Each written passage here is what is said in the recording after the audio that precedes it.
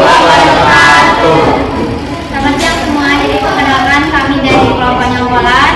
Jadi nama saya Brida Nadimaruti absen 8. Nama saya Aurel absen 29.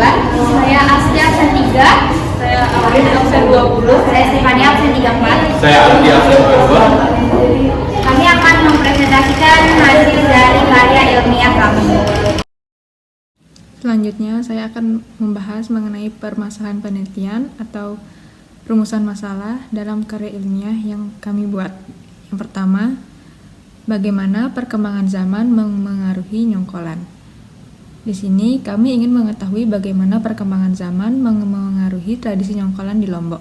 Apakah modernisasi mengubah nilai, bentuk, atau pelaksanaannya?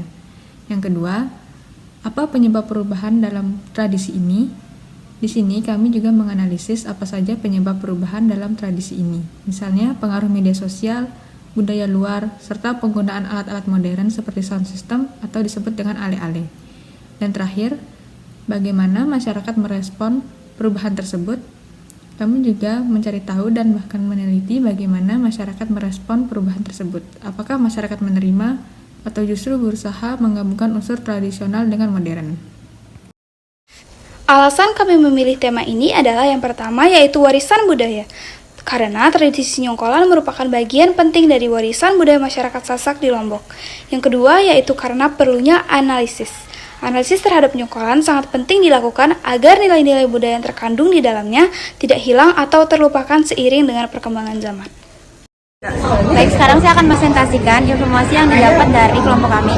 Jadi, yang pertama adalah modernisasi itu membawa perubahan besar terhadap budaya lokal, termasuk dalam aspek adat dan tradisi. Sehingga pengaruh media sosial, gaya hidup, urban, serta faktor ekonomi dapat menggeser nilai-nilai tradisional dalam suatu komunitas. Contohnya seperti Nyongkolan. Nyongkolan merupakan salah satu tradisi budaya Sasak yang sangat penting untuk dilaksanakan dalam pernikahan.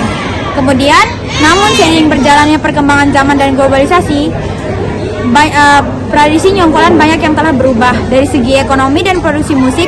Sebelumnya, gendang dan alat musik tradisional dimainkan secara langsung oleh pemain atau musisi yang dikasih secara turun-temurun.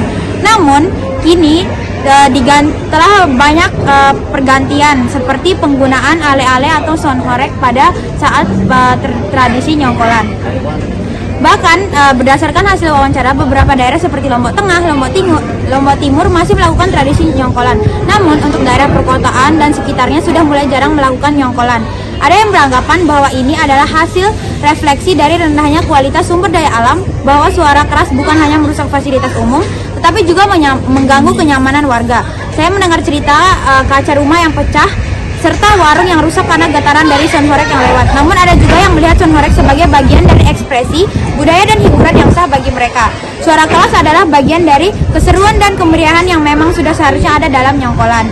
Jadi sekian presentasi dari saya, terima kasih. Sudut pandang penelitian dibagi menjadi 3. Yang pertama ada perubahan wajah, di mana budaya dapat beradaptasi seiring dengan perkembangan waktu dan juga zaman. Kemudian yang kedua ada adaptasi tradisi, di mana fleksibilitas mempertahankan tradisi. Kemudian yang ketiga ada nilai esensial, di mana kebersamaan dan gotong royong harus tetap dijaga. Kemudian ada pentingnya informasi bagi masyarakat.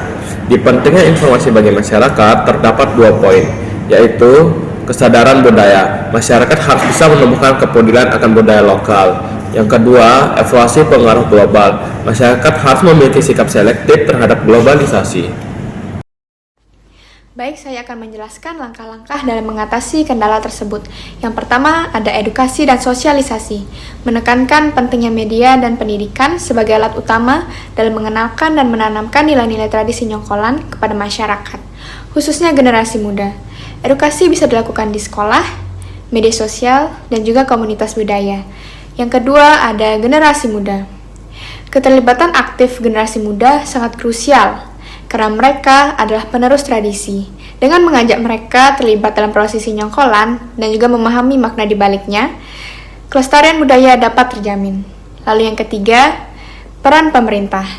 Pemerintah diharapkan memberikan dukungan nyata melalui lembaga kebudayaan, regulasi, dan kebijakan pelestarian budaya, serta bantuan dalam bentuk anggaran ataupun fasilitas pelaksanakan tradisi Nyongkolan. Kesimpulannya adalah yang pertama yaitu perubahan tradisi. Nyongkolan terus berkembang mengikuti perkembangan zaman, baik dari segi bentuk maupun pelaksanaannya. Meski mengalami perubahan, tradisi ini tetap mempertahankan ciri khas budaya Sasak. Yang kedua yaitu nilai budaya. Nilai-nilai budaya dalam nyongkolan dapat dijaga melalui adaptasi yang bijak dan kolaboratif. Dengan begitu, tradisi ini tetap relevan dan bermakna di tengah masyarakat modern. Sekian presentasi dari kelompok kami. Mohon maaf apabila ada